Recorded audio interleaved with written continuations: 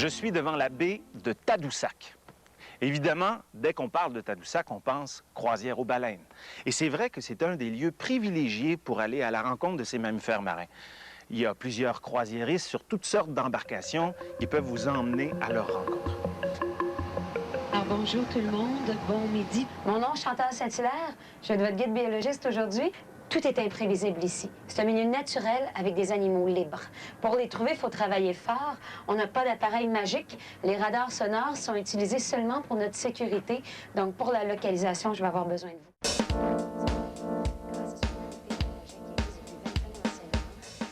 Oh, un petit rorcal! À 8 heures, les gens piquent-nous, voilà, c'est autre chose. Linky Wad, 8 o'clock. Elle n'a pas plongé, didn't dive. Regardez bien. Elle va refaire surface dans quelques instants.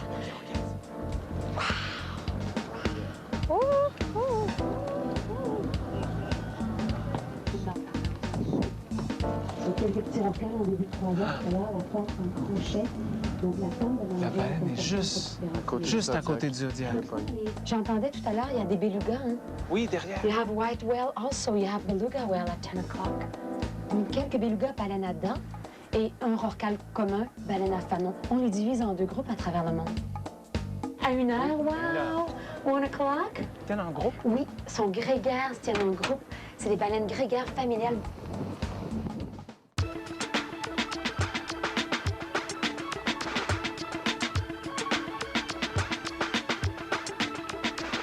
Salut Mathieu. Salut, salut. Salut. Santé, bonjour.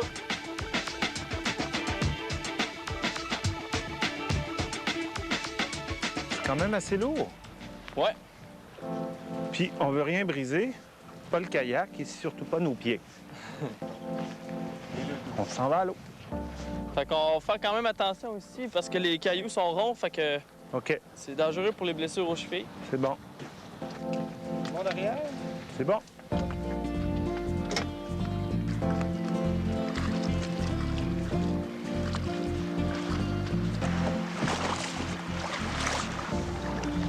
Je te dirais, pour les gens qui ont un peu peur de faire du kayak de mer, ben ils devraient pas parce qu'en kayak de mer, on est vraiment moins porté à avoir le mal de mer, contrairement à un gros bateau. C'est vrai parce que ça bouge plus naturellement avec Exactement, les mouvements. le contact est direct. C'est Tu peux génial. voir même avec les petites vagues, là, ça reste quand même stable. Hein? C'est très stable. Il faut savoir naviguer, par exemple, c'est-à-dire comme c'est toi qui mènes le gouvernail, ça nous permet de stabiliser par rapport aux vagues. Ouais, ça me permet de prendre les vagues un peu plus de face. Ouais. Hein, donc, éviter de se faire brasser un peu trop en ouais. pognant les vagues de côté. Je comprends. D'où l'importance de partir avec un guide les premières fois, parce que c'est un plan d'eau qui est quand même assez instable.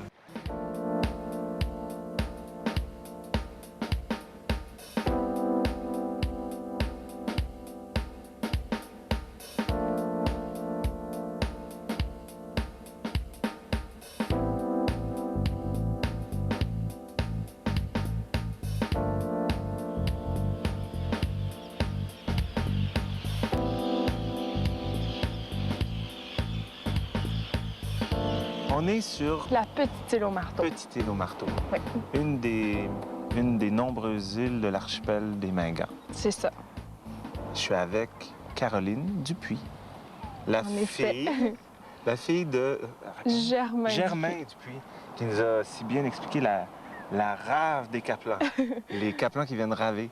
Tu es donc naturaliste? Oui, pour la réserve de parc des îles Mingan. OK. Derrière nous, c'est les installations du gardien de phare. La maison de l'apprenti, pas de l'apprenti, De l'assistant. De l'assistant. Oui. Et puis le phare comme Et puis tel. le phare, en effet.